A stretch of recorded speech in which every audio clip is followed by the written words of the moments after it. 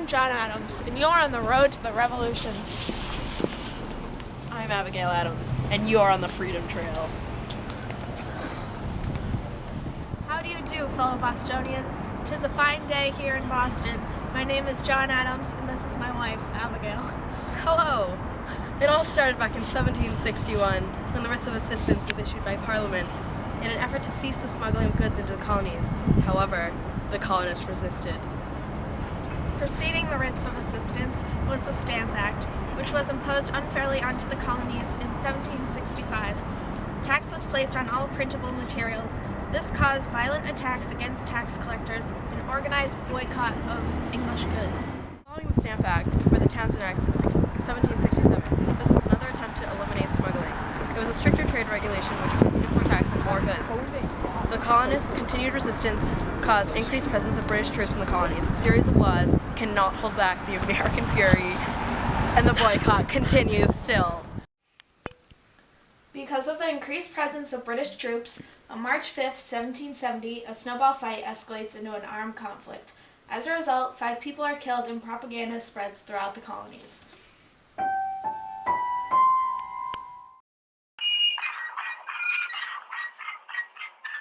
I'm a statesman for Massachusetts.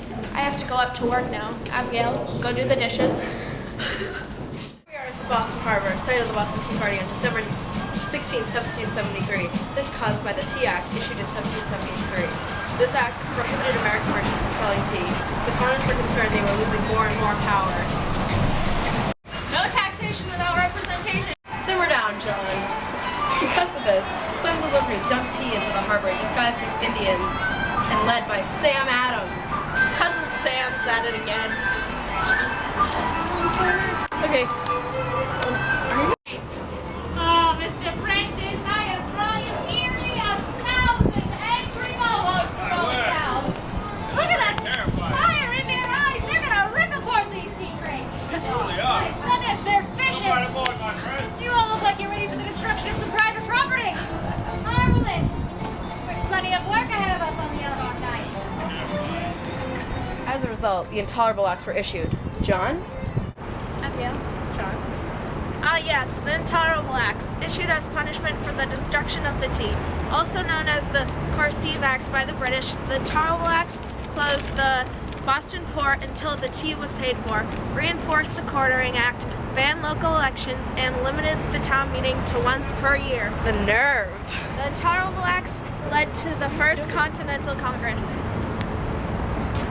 The First Continental Congress took place in 1774 in Philadelphia. A group of delegates from each colony, including my lovely husband, who represented Massachusetts, organized an intercolonial response to the Intolerable Acts. Massachusetts is my country. The meeting caused an increased attitude of patriotism and quickened the pace on the road to the revolution. John, tell us about the first battle of the war. Battles of Lexington and Concord took place on April 19, 1775. It was caused by the British motive to steal the Americans' weapons stored at Concord. The previous night, Paul Revere took his famous ride to warn colonists of the British attack. The regulars are coming! The causes were that the militia defended their weapons and the idea of a peaceful solution fell to dust. These battles were the official start of the war. And here we are at the Paul Revere house.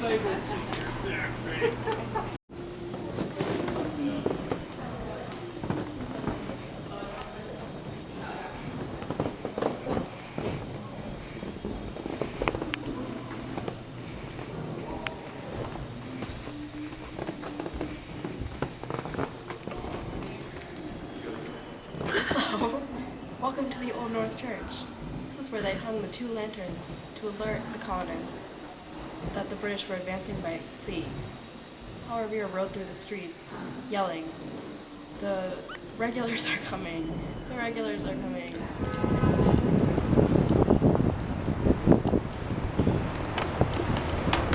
So, the Second Continental Congress met on May 10, 1775.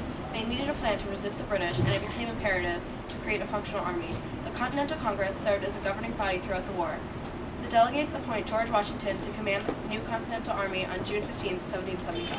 American excitement was persisting, and British tried to break their spirit by launching an attack on June 17, 1775. This resulted in the Battle of Bunker Hill, an English victory. This caused King George to proclaim the colonies in a state of rebellion. This battle occurs during the Siege of Boston, which was the opening phase of the Revolutionary War, lasting about 11 months. The causes were that the colonists were angry about the British taking advantage of them. It resulted in a colonial victory and British evacuation of Boston. Yes, Abigail. Following all of these events eventually came the Declaration of Independence, written by Thomas Jefferson on June 1776. Included in the document were America's declarations of becoming a free nation. This resulted in America's victory in the Revolutionary War. The Second Continental Congress approves the document on July 4th, 1776. The war then changes into a war for complete independence.